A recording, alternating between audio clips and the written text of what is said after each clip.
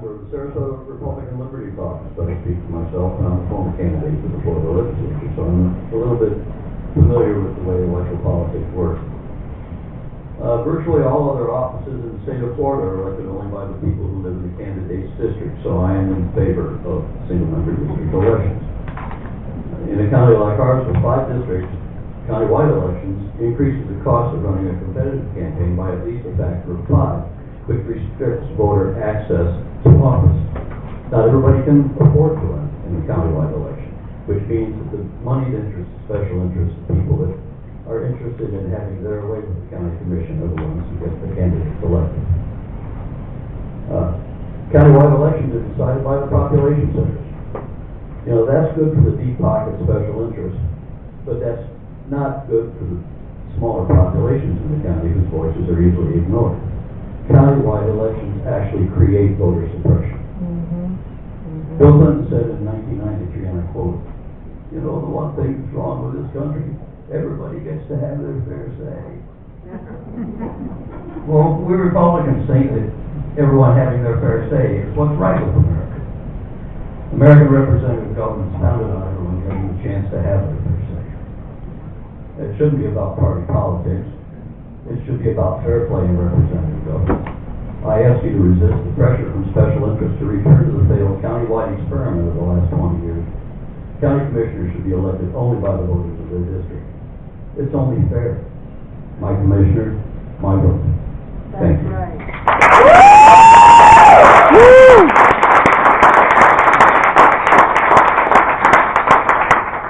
Michael Zarzano.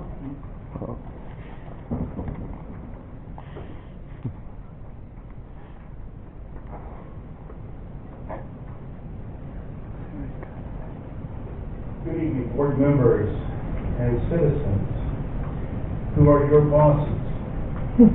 Voter suppression has been talked about tonight, and I walked in to find out that we're not allowed 5 minutes. We've been cut by 3 to 2 minutes.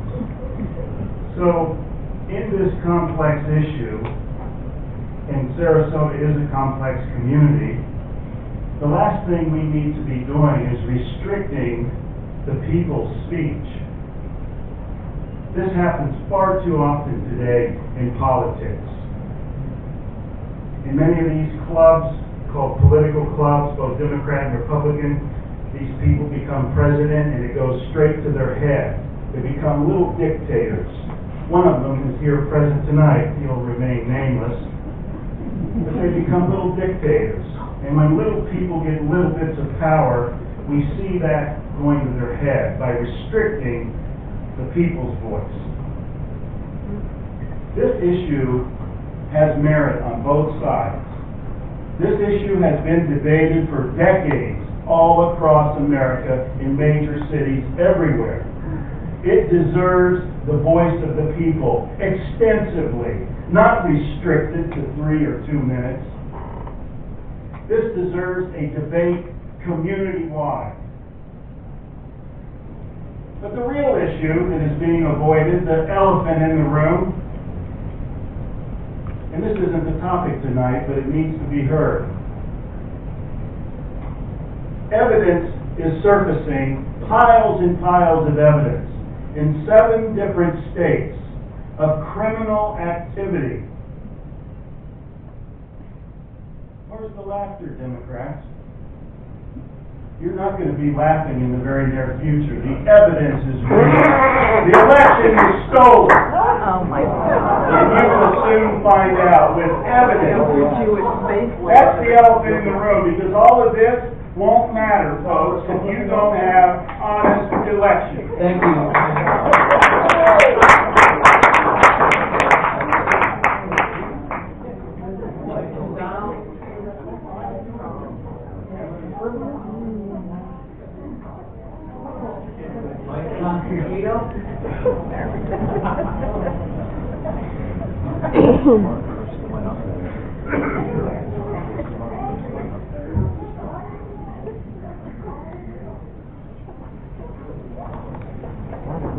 Before you start my time, can I ask somebody to make a point of order? I know I've spoken before the county commission before, and sometimes when we have a lot of speakers, the chair has the authority to reduce the speaking time. It's nowhere in your bylaws, and I'm wondering, can you have the county attorney or somebody tell us what gave you the authority to reduce that time, because it's nowhere in your rules.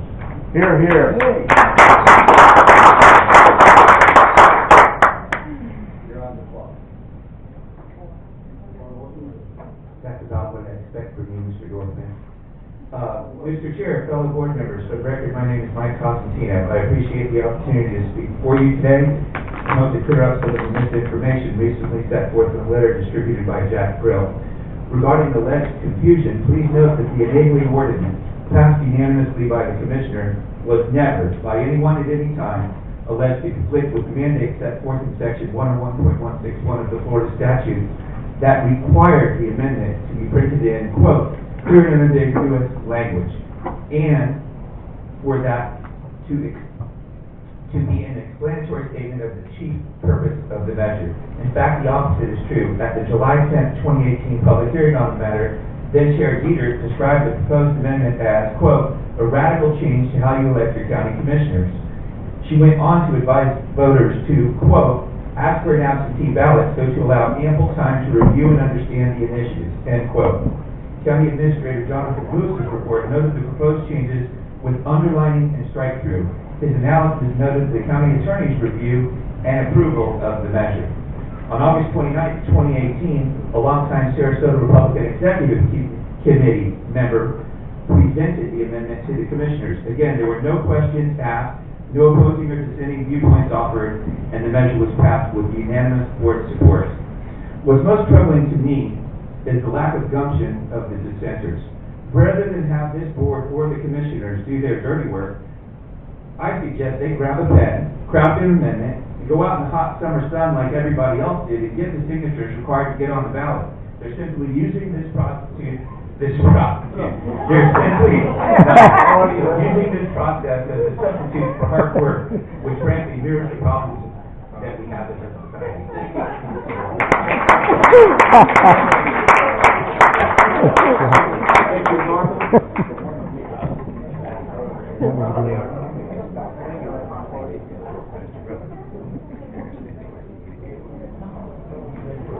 Good evening, board members. It happened that I voted for this one of you, and I would like you to consider that I'd like to believe that was turned for good.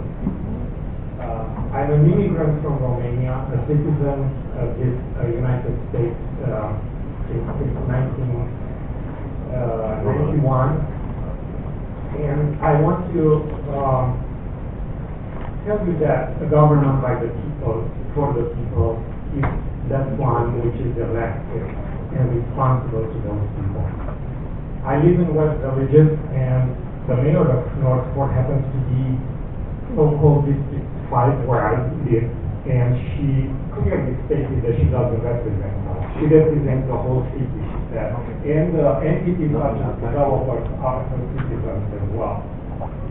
That's a lot of common.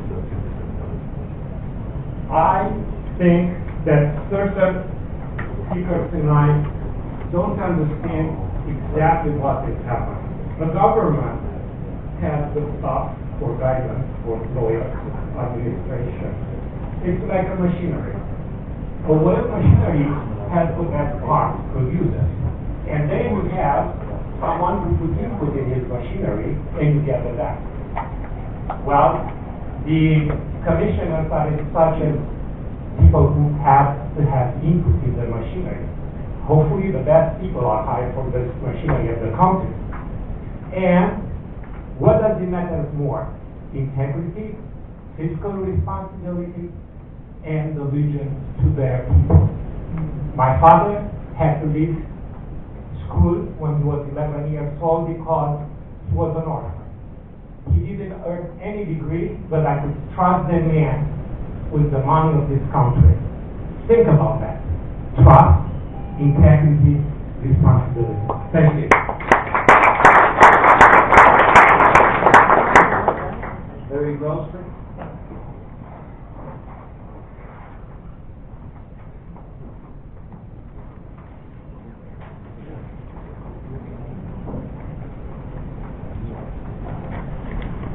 always say that if it ain't broke, fix it.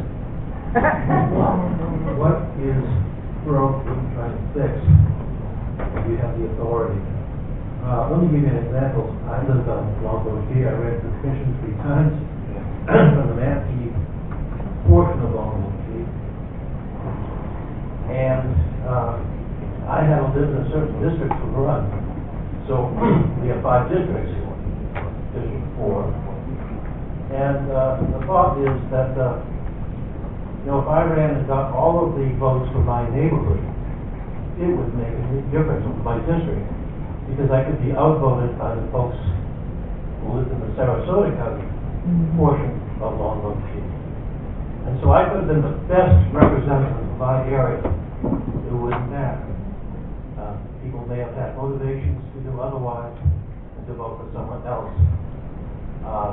So that's the problem. Single-member districts allow you to represent the area you live in, the neighborhood, the community. And the other issue, and I've seen this in Manatee County, where someone who was very qualified had to run all over the place, competing at at-large number. It was impossible unless you had the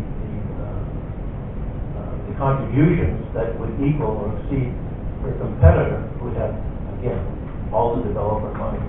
So I've seen this in many different ways, and I think that single-member representation is the best form of democracy. We wouldn't ask our state representatives to run statewide. So why are we changing the rules here? Thanks.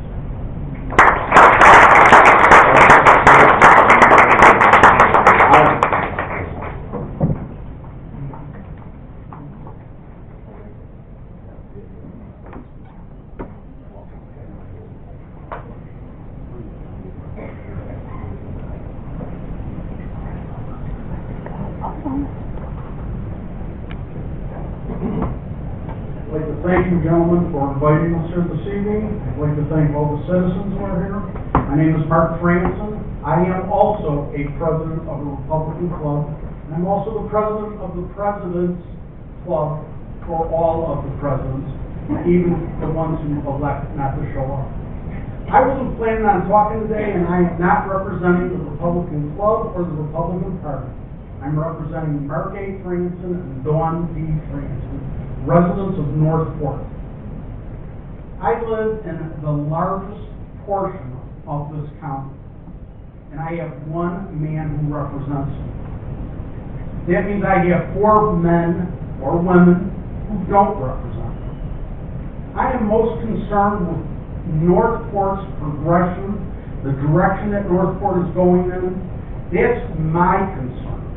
And when I only have one voice speaking on my behalf, I believe that I am severely underrepresented. They talk about voter suppression. We talk about civility.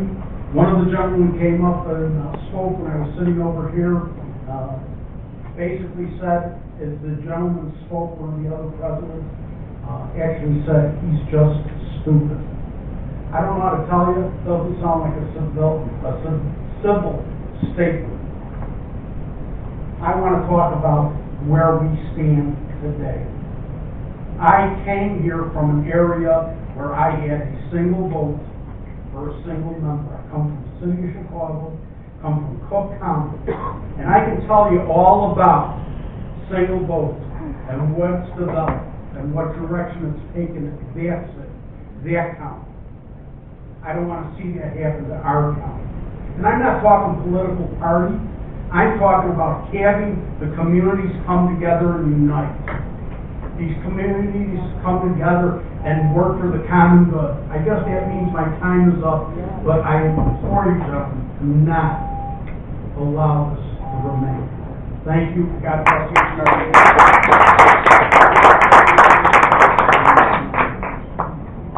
Thank all of you for speaking.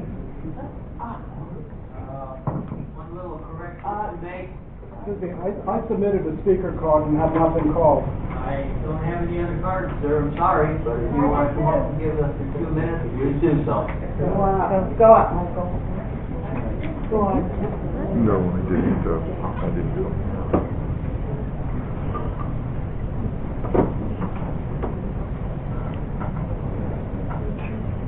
Thank you. Members of the Charter Review Board and undercover diners. My name is Mike Schlotzko. I live in Sarasota County. I've been here for 16 years. Like you, I'm also a politician of sorts. I've served in a number of leadership positions in a local political party, and more satisfying, I served as the president of my homeowners association, where I actually got to meet, get to know hundreds and hundreds of my neighbors every year.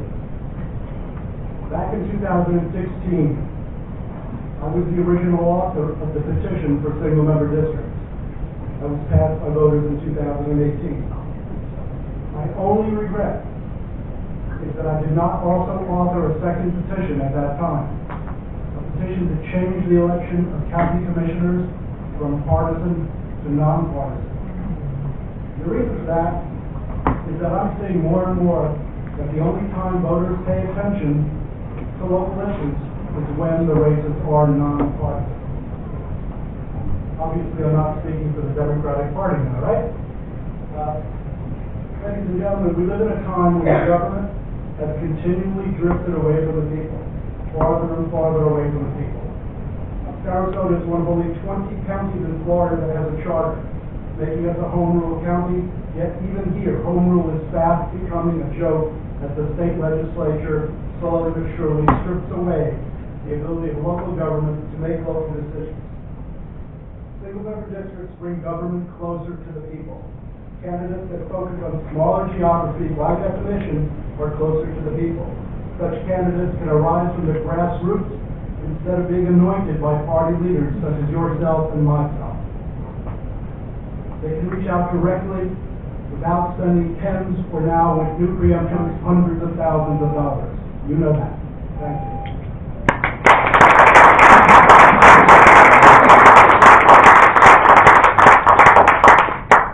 Once again, thank you for all your comments. Wait, you've got one more. I still have a thought. Come on up.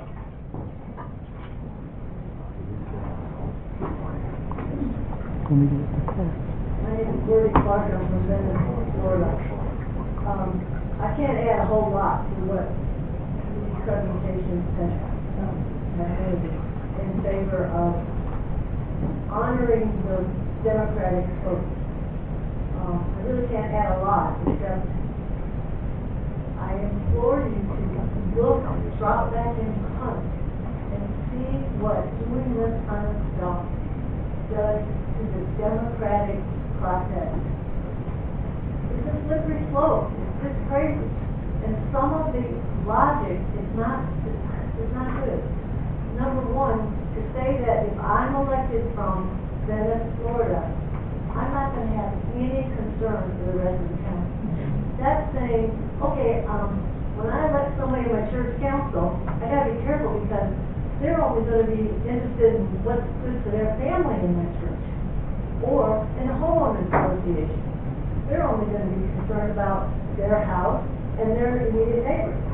Well, that's not good logic. People get elected to serve and to do what they feel is best for people. But this whole idea of being able to turn things over, what's to stop three of you up there from saying, well, you know, the people that put this Mr. Dorfman here, they're a little confused. And we need to make sure they knew who they were voting for. It's bad democracy. And please consider that. Please. Despite any other argument of the money and all of the things we mentioned that are absolutely true, and you know they're true. Those elephants in the room that were mentioned by Mr. Lobeck, they're real, and you know they are. So I ask you, please, respect the vote, respect democracy, and get off this slippery slope.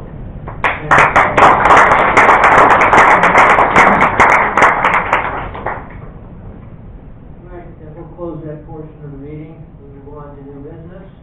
Under new business, we have a request from Commissioner Mayo to take up discussion of reverting back to vote for the county commissioners by the full county.